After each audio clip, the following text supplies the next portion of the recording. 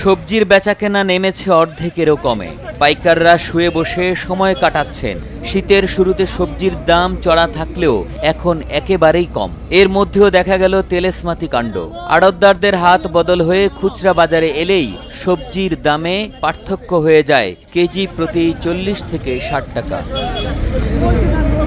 চট্টগ্রাম অঞ্চলের অন্যতম বড় সবজির মোকাম কুমিল্লার নিমসার বাজার। রাতে শুরু হয়ে জমজমাট এই বাজার শেষ হয় সূর্য ওঠার কিছুক্ষণ পর। বর্তমানে এই বাজারে সবজির কেনাবেচা কমে গেছে, এমনকি কমে গেছে সবজির দাম। অলস সময় পার করছেন পাইকারি ব্যবসায়ীরা।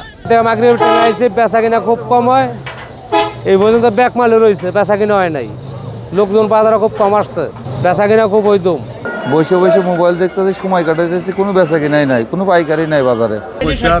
এখানে আসা গাড়ি ভাড়া আছে, আড়তদারের লেবার আছে, মোট 27-এর উপরে আমাদের কি কর্তা, কিন্তু বিক্রি করতেছে কম। এবছর গৃহস্থ বহুত ক্ষতিগ্রস্ত হয়েছে।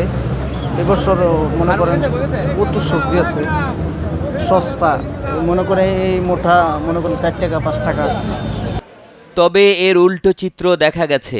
আড়তদারদের হাত বদল হয়ে মাত্র 10 কিলোমিটার দূরের কুমিল্লা শহরের খুচরা বাজারে এলে দাম বেড়ে যায়। পাইকারি বাজারের তুলনায় এখানে কেজি প্রতি 40 টাকা থেকে 60 টাকা পর্যন্ত বেড়ে যায়। আলু আপনার 27 টাকা 28 টাকা উত্তরবঙ্গে আলু জায়গা আছে, এটা খুচরা মূল্যে তারা বেচতে আছে 45-50 বেচতে আছে নিয়ে, তারা কম বেচে না।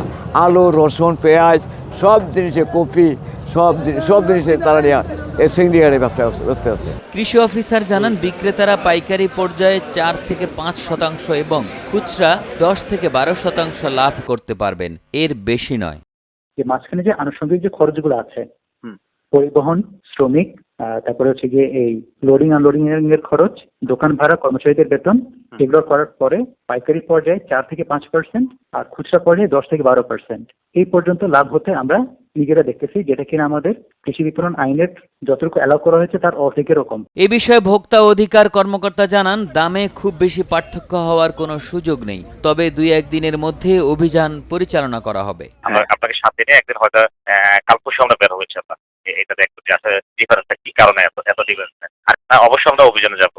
আপনি যেহেতু এই তথ্যটা আমাকে দিচ্ছেন যে দামের পার্থক্য এত বেশি, আমরা এটা অবশ্যই কাল পরশু এটা নিয়ে অভিযান করবো এবং আপনাকে সাথে থাকবেন। কুমিল্লা থেকে শাহিন আলমের পাঠানো তথ্য ও ছবিতে ডেস্ক রিপোর্ট। একে আজাদ, কালের কণ্ঠ।